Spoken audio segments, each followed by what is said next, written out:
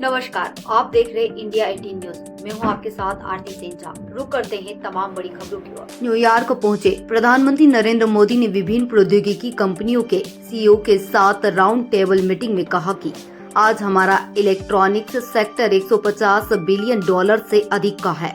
हमारा लक्ष्य इसे 2030 तक 500 बिलियन डॉलर तक ले जाने का है।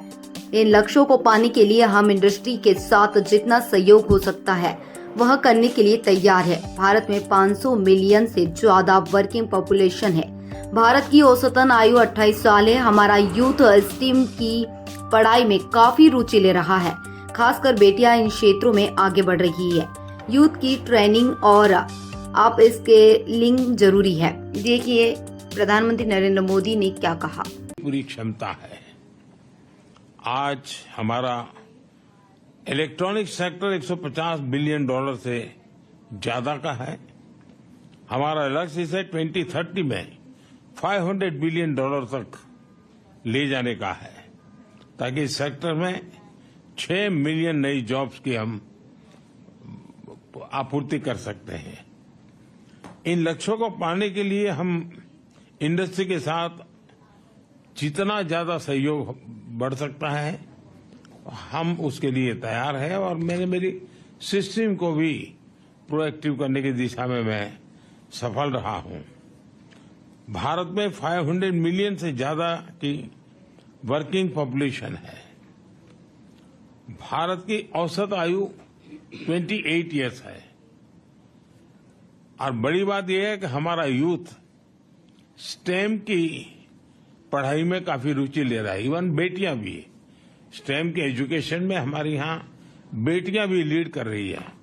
और मुझे तो याद है कि एक देश में मैं वहां के एक बहुत बड़े नेता मुझे पूछ रहा था कि क्या आपके यहाँ बच्चियां स्टेम के अंदर रुचि लेती है। जब मैंने उनको आंकड़ा बताया तो उनके लिए सरप्राइज था कि भारत की बेटियां भी उन सारे क्षेत्रों में काफी कुछ कर रही है। यूथ का ट्रेनिंग एंड अपस्किलिंग, ये मैं मानता हूं कि बहुत ही फोकस रिक्वायर है, क्योंकि जिस प्रकार से टेक्नोलॉजी में अपग्रेडेशन होता ही चला जा रहा है, और स्किलिंग में अगर हम अपग्रेडेशन नहीं करते हैं तो शायद हम रुक जाएंगे। तो मेरा बल उस दिशा में भी उतना ही ज्यादा है। और इंडस्ट्री 4.0 के लिए इंडस्ट्री रेडी वर्कफोर्स, वो हम एडवांस में काम करने की दिशा में आगे बढ़ते हैं। आपका अनुभव और आपकी रिक्वायरमेंट, उसके आधार पर अगर कोई हमारे पास प्रोडक्ट मिलता है कि भाई ये हमें चाहिए, तो हम उसके आधार पर काम आगे बढ़ा सकते हैं और बहुत तेजी से इसको हम बढ़ा सकते हैं।